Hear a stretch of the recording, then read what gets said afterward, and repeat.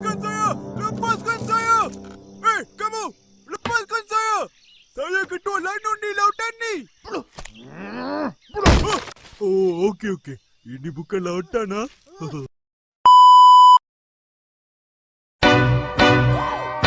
Hey, Billiard. I got so much more.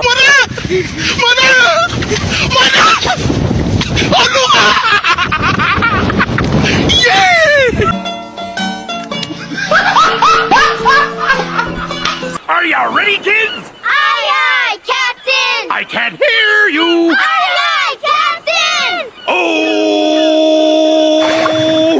Fucking design on right now. Break it down, bring it back, make it clap. I got 3 old thoughts, new guap, wear that thing. Bitches on my line, and you know Avanto.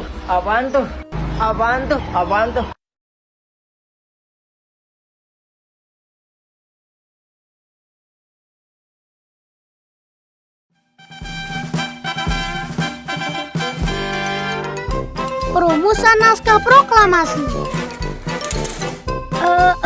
Kita akan menyaksikan cerita perjuangan pahlawan-pahlawan kita dalam merumuskan naskah proklamasi kemerdekaan. Indonesia sebelum menjadi negara yang keren dan merdeka seperti sekarang, sejak abad ke-17 Indonesia didatangi bangsa asing yang ingin menguasai. Kami VOC dari Belanda, berikan tanah Indonesia beserta kekayaannya. Kami tentara dari negara Jepang. Kalian harus tunduk dan kerja paksa dan membantu kami dalam perang Asia Timur Raya. Melihat penderitaan ini, tokoh-tokoh nasional Indonesia seperti Soekarno, Muhammad Hatta yang tergabung dalam PPKI berjuang untuk memerdekakan Indonesia.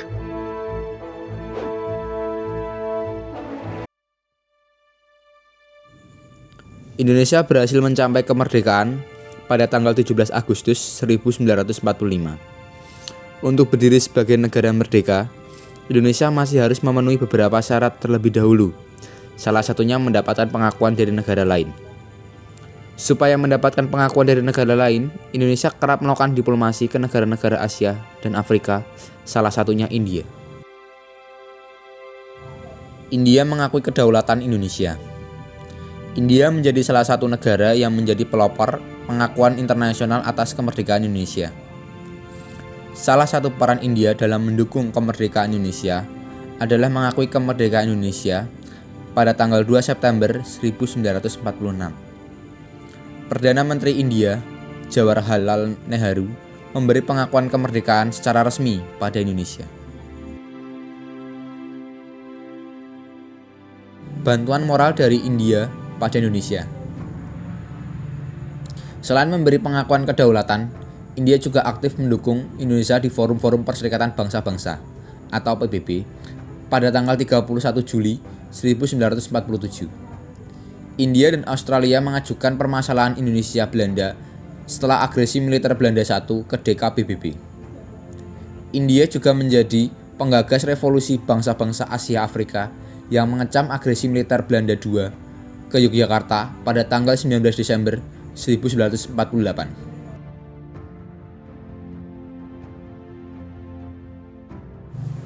Bentuk bantuan dari India pada Indonesia.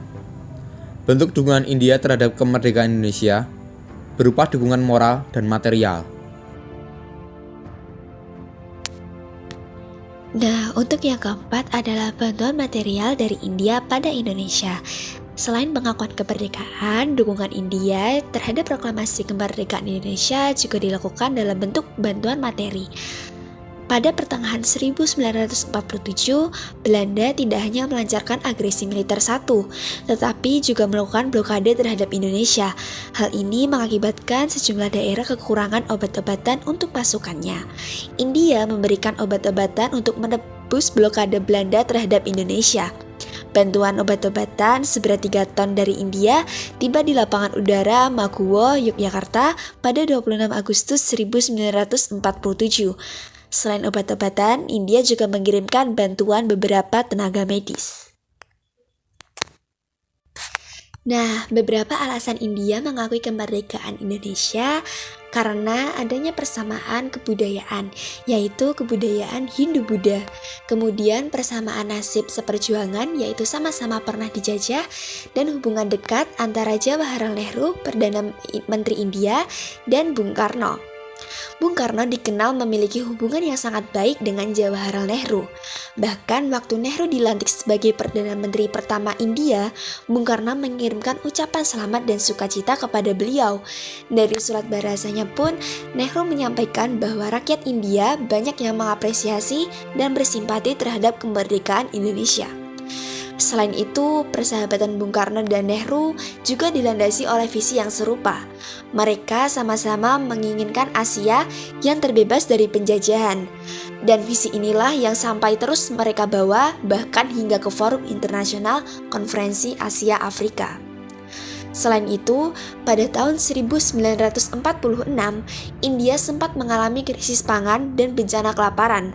Mengetahui kondisi ini, Sultan Syahir berinisiatif untuk membantu India dengan memberi bantuan beras sebanyak 500.000 ton yang dikirim pada tanggal 20 Agustus 1946. Pada saat itu, India tengah menderita setelah dijajah oleh Inggris. India merasa sangat terbantu dengan bantuan beras yang diberikan oleh Indonesia. Melalui beberapa hal tersebut, sejak saat itu hubungan bilateral antara dua negara ini semakin terjalin baik dan harmoni.